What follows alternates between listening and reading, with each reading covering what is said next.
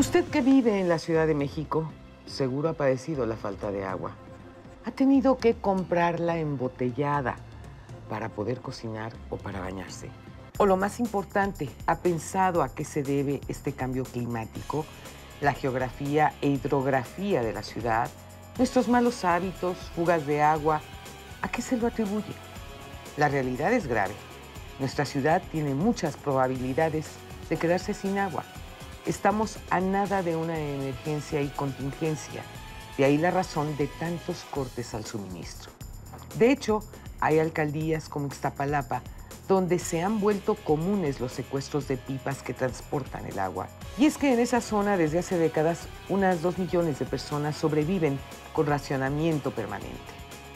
Para hablar sobre lo que aún se puede hacer para mitigar este problema, he invitado esta noche a Daniel Salazar Núñez, presidente de la Unidad de Gestión para el Desarrollo Sustentable, AC. Quédese conmigo. El programa va a estar muy bueno. Esto es Frente a Frente, periodismo con responsabilidad. Comenzamos.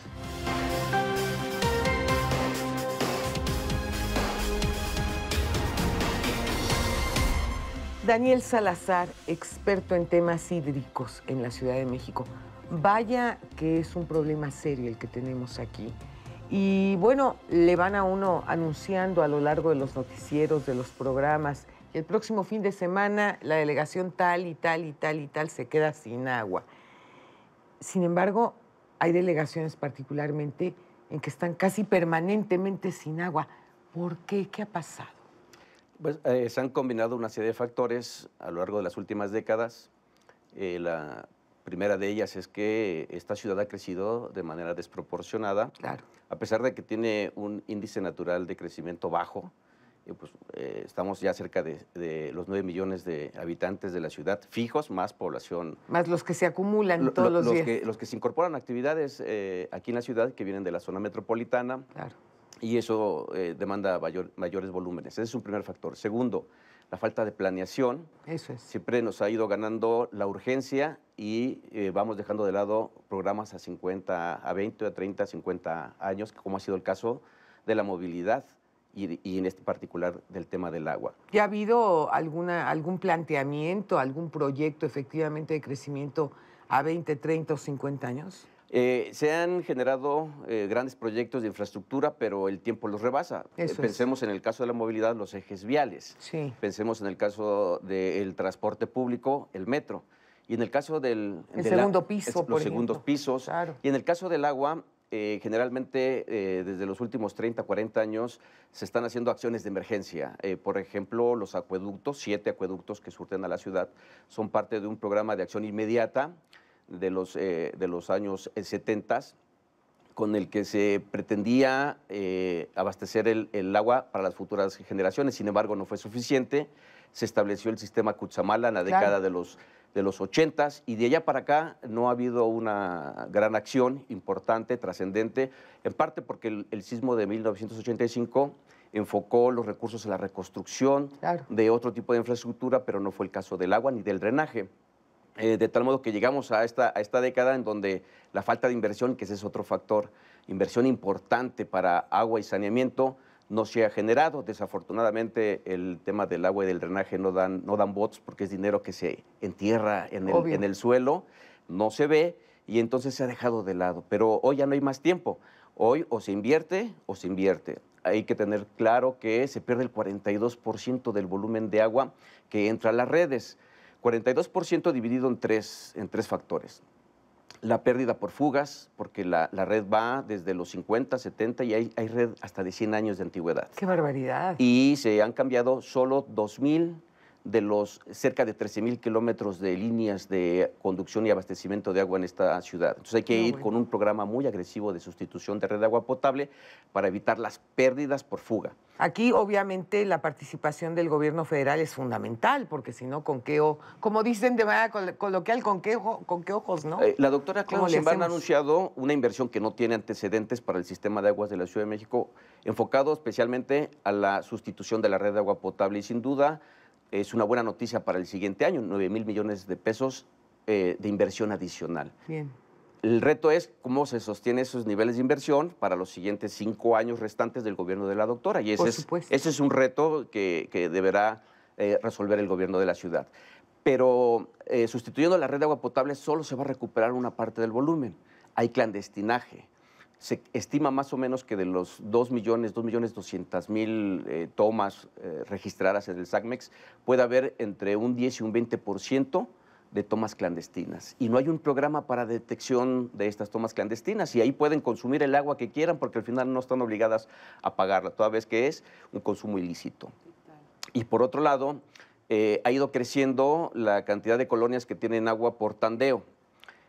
O porque no tienen medidores, porque hay que también señalar que de los 2.200.000 usuarios, cerca de 400.000 no tienen medidor. Y entonces el Código Fiscal establece tarifa fija. Al pagar tarifa fija pueden consumir 1,000, 10,000 o 100,000 litros de agua, lo que sea. Claro. Al final es una tarifa fija en función de si su uso es doméstico, mixto o no doméstico, pero es tarifa fija. Y entonces esto no permite que las personas que tienen esta condición consuman de manera racional el agua. Y ahí hay otra pérdida. Entonces, importantísima. La tarea inmediata, inversiones para sustitución de red de agua potable, evitar pérdidas por fuga, un programa de detección de tomas clandestinas y, por supuesto, micromedición, para que lo que consumamos lo paguemos de manera justa. Claro. En este tema de la micromedición, estamos hablando de más de 1,5 millones de micromedidores, pero solo el 30 al 40% estarán en condiciones óptimas.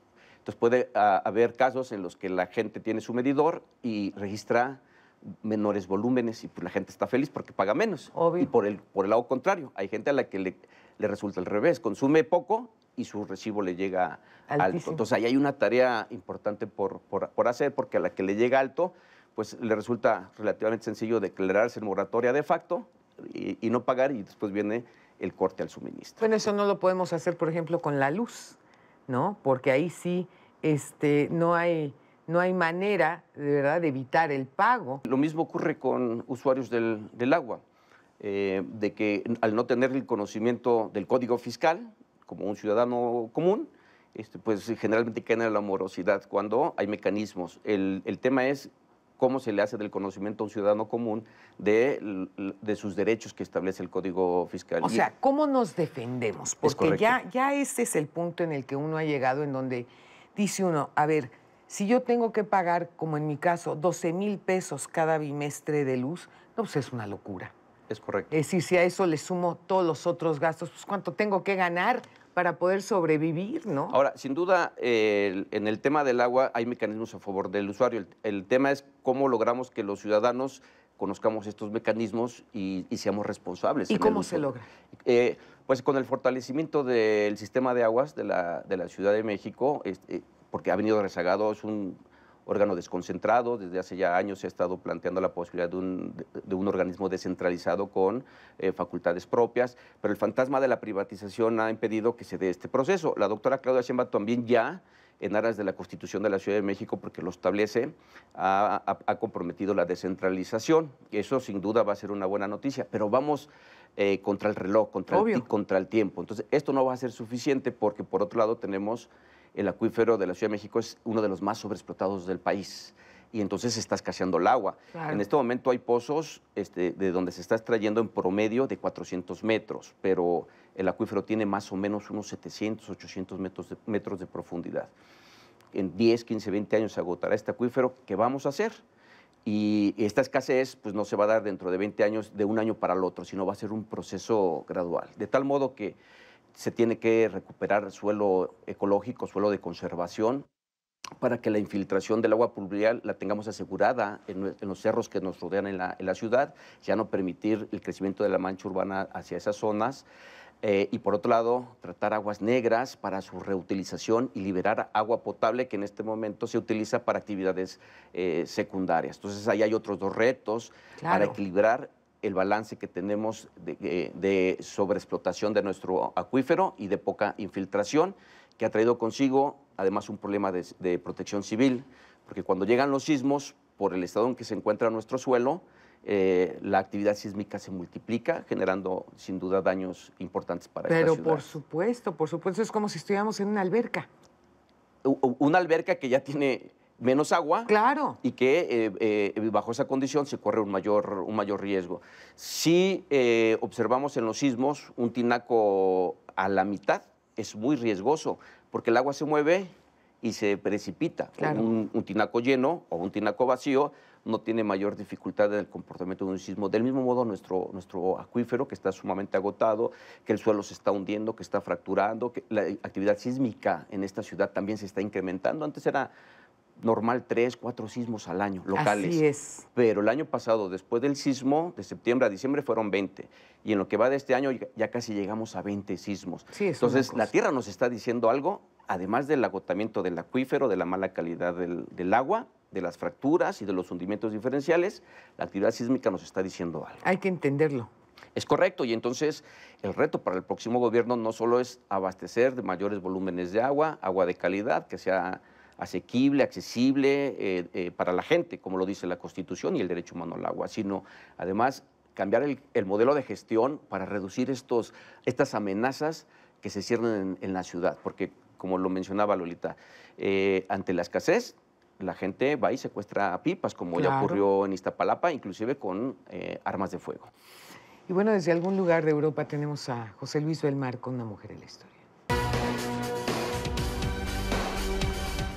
Luce Irigaray examinó cuidadosamente el uso y el mal uso del lenguaje en relación con la mujer.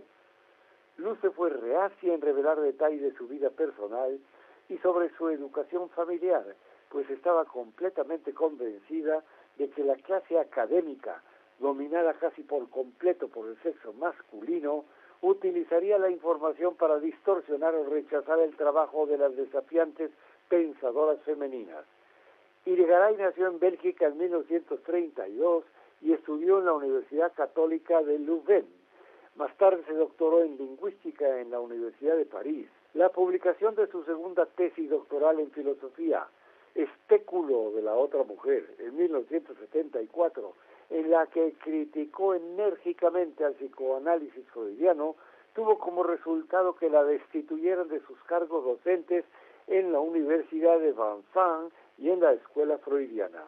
El llamado Proyecto Irigaray consistía en introducir en el patrimonio filosófico dos sujetos sexuados que abogan por el desarrollo de una cultura y una ética que haga justicia a ambos. Irigaray ha rehusado siempre pertenecer a un solo grupo dentro del movimiento feminista porque piensa que existe una tendencia de los grupos a enfrentarse unos contra otros. José Luis del Mar presentó a Una mujer en la historia, Luce Irigaray. Daniel, muchísimas gracias de veras por haber estado esta noche aquí en el programa y sobre todo para explicarle a nuestro público qué es lo que tenemos que hacer, qué es lo que se debe de hacer para poder de alguna manera tener un mejor nivel en lo que se refiere a la calidad de vida. Muchísimas gracias. Le agradecido soy yo por permitirme compartir esta información que por muy alarmista que parezca, hay que decírselo a la gente. No, y sobre todo hay que tomar cartas en el asunto, no hay de otra. Muchísimas gracias. No se pierda nuestro próximo programa. México vive tiempos de cambio, tiempos de dar la cara, tiempos para hablar frente a frente. Muy buenas noches.